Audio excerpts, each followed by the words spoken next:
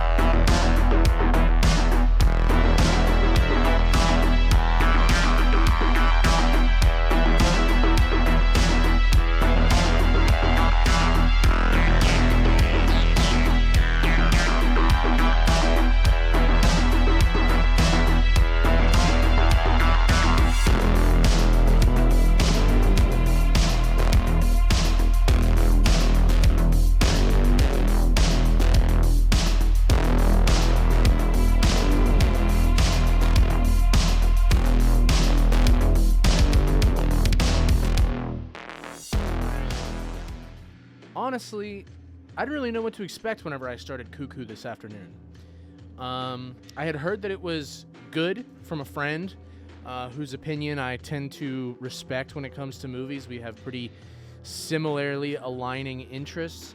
And I had seen a few previews for it at the movies whenever I had gone to see a different film earlier this year. And I knew that it was distributed by Neon. And the movie that I went to see, where I saw previews for Cuckoo, was Longlegs, which is another movie that is distributed from underneath the Neon umbrella, which we're starting to see them kind of pick up a little bit more as a distributor, especially of these, kind of unique, creative, modern horror movies. I'm going to try to refrain from making too many comparisons between this movie and Longlegs throughout the review. But just know that it's going to be pretty hard to not do that, just due to how these movies released. Longlegs came out in July of this year, current year being 2024. I want to say this movie came out like a month later, like a month and a week, something like that, after Longlegs had come out. So for that reason, I'm going to go over a couple of similarities between these two right away. Now that this review is about Longlegs, I think Longlegs was good. You should go see it if you haven't. It is a wacky ride, but it is definitely worth it for sure. So obviously, both of these are distributed by Neon, but also both of them feature up-and-coming rising stars in their lead roles. Micah Monroe features in Longlegs, and then this film, Cuckoo, stars Hunter Schafer, which you might know her from Euphoria, the HBO show. I haven't seen it, but as far as I know, that's like her biggest role at this point. I could be wrong on that, at least as far as what's culturally relevant. But I hear a lot about Euphoria, so that's what I would assume is probably her biggest role to this point. Both Longlegs and Cuckoo do a lot to kind of set up the film's visual aesthetic and direction through very, very stylized camera work and recurring visual motifs. And finally, both Longlegs and Cuckoo feature a completely bonkers third act twist.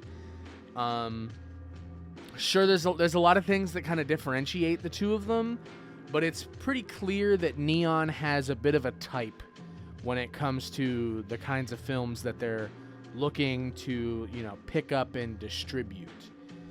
With all that out of the way, though, what is there to say about Cuckoo itself?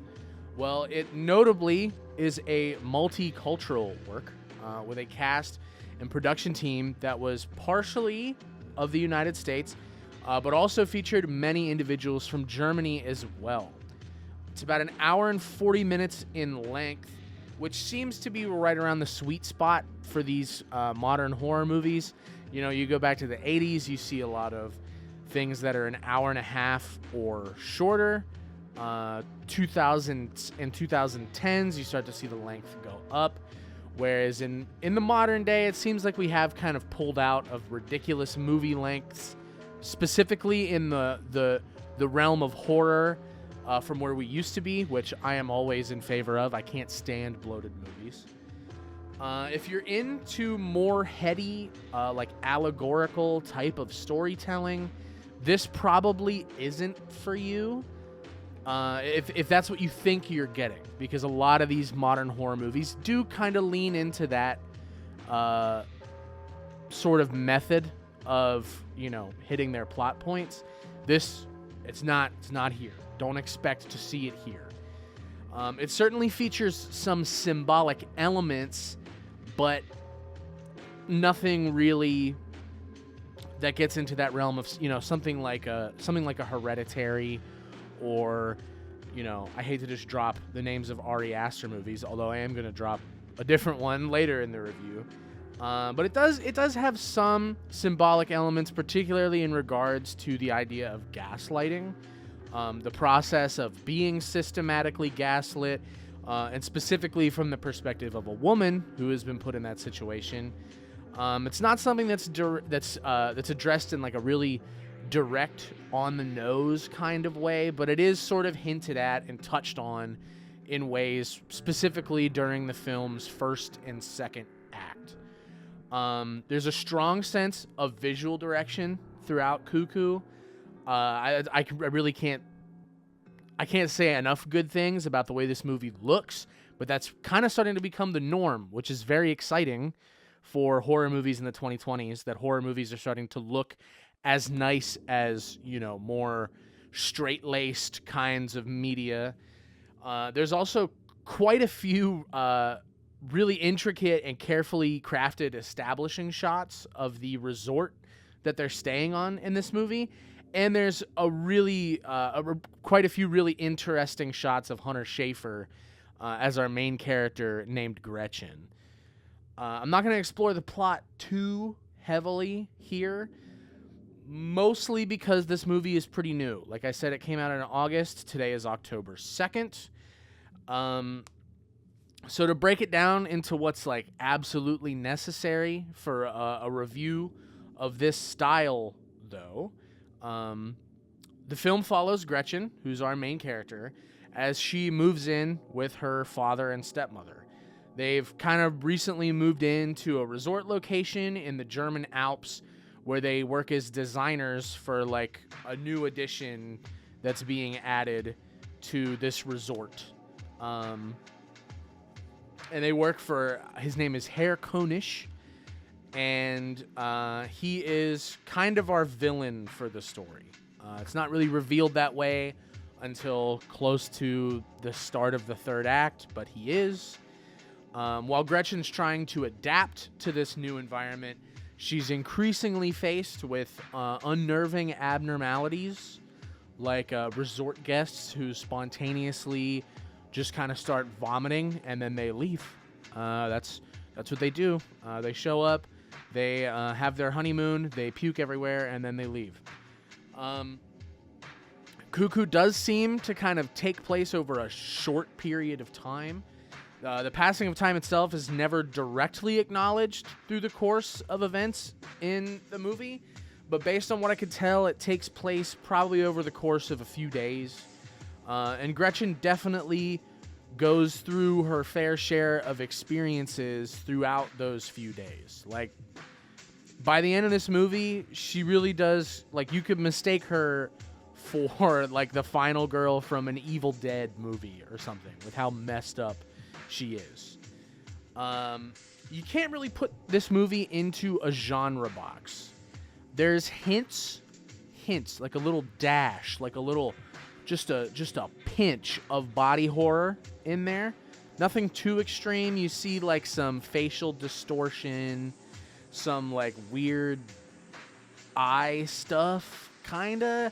So there's hints, a splash of body horror that's in there. And then there's hints, again, None of this is super hard and fast. I definitely would not really box this into a specific subgenre. But if I was, I would probably compare it to sort of like an Ari Aster-esque grief horror.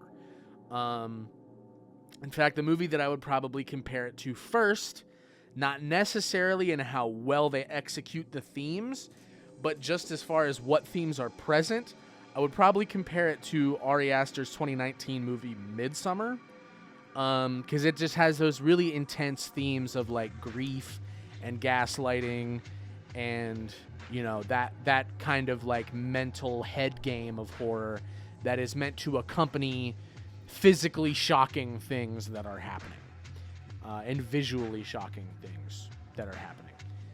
The main villain in this movie, Herr Konish, who is portrayed by Dan Stevens, is also given a pretty good performance. These like conniving scientist researcher horror villains can be kind of hit or miss for me a lot of the time. At their best, they can be incredibly effective and special. And at their worst, they're some of the least scary villains that the world of horror really has to offer. I would say that Herr Konish is not quite among the best, although he does veer closer to there than he does to one of those like truly bad villains. And as a bit of an aside, I'd really like to see Dan Stevens play Albert Wesker in a more faithful Resident Evil adaptation. I think he would like absolutely eat up that role. I think he would kill it. As far as what Cuckoo does the worst, it definitely comes down to actual scares and its status as a horror movie. It's bolstered by good performances. Like I said, Hunter Schafer, great job. Dan Stevens, great job. And then the supporting cast, great job to them as well. There was really no performance in this that stood out to me as like, oh wow, that guy or girl, they're not pulling their weight here. Like everybody seemed like they did a really good job on the acting front. But the problem is that none of what these actors are really tasked with performing is actually all that scary. At least not to me. I'm pretty scare resilient, not in like a flexing macho way. I'm very peculiar about the things that I find scary, and this movie does not do it for me when it comes to like scares. But the thing about being peculiar about scares is even whenever I'm watching a movie that does not scare me, I can at least acknowledge that like, oh, something scary is happening right now. You know, I'm sure somebody is scared by this. This movie, honestly, not really. Like Longlegs, the third act is super wacky. Along with it comes like a massive exposition dump. Along with it comes a massive exposition dump, which causes the first two acts to feel a little meandering, and the third act to feel like a little forced by the time it actually lands and kind of shows you all the cards that it's working with. The threat that is presented in this movie, which is, again, spoiler, it is a species that's being cultivated and bred by Herr Konish, is not particularly interesting, nor do they seem all that threatening. And the abilities of this partially human species, they aren't very well outlined, and then the similarities that they're supposed to share with real life cuckoo birds are like kind of a mile wide and an inch deep. They're a little shallow, to say the least. All things considered, though, I did really enjoy Cuckoo, but with how many comparisons it had drawn with Longlegs before I had ever seen it, I was kind of expecting to like it a little more than I did. Had I rated Longlegs for this show, I probably would have ended up giving it around an 8. Cuckoo, though, it draws something a little closer to like a 6 or a 6.5. If anything above 5 is something that I liked, 5 would be totally average, and then anything below 5 is things that I didn't like to varying degrees. I would say that this kind of fits pretty comfortably right around that 6.5 spot. Strong visual direction, well-crafted main character, and a slew of really good acting performances kind of do just enough for me to look the other way in regards to how undercooked some aspects of the villains end up being in this film. Specifically, what I had outlined about the abilities and how threatening the scary creatures. See, I even have to use air quotes around scary creatures because they're kind of intended to be scary, but they're really not. I'm really looking forward to seeing Hunter Schafer in some more horror movies.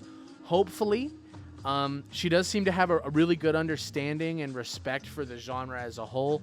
So more entries into the horror world that kind of feature her at the center would definitely be welcome by me. For this outing, though, a 6.5 is going to have to be where it lands. Tomorrow, we are going to take a look at The Strangers, specifically the 2008 original version of The Strangers. I'm really excited about that. That's a movie that I have seen, but I have not seen it as frequently as I watched The Thing, which we did yesterday. I hope that today the audio was much better than it was yesterday. Based off of the sound tests that I ran before I started recording, it's going to be like night and day, which I couldn't be more excited about. I hope that you guys enjoyed this episode of the show. This is going to be a little bit more of an accurate representation of what it's going to look like moving forwards. If you enjoyed, please leave a comment, subscribe if you want to see the rest of them, and we'll see you tomorrow. Thank you very much.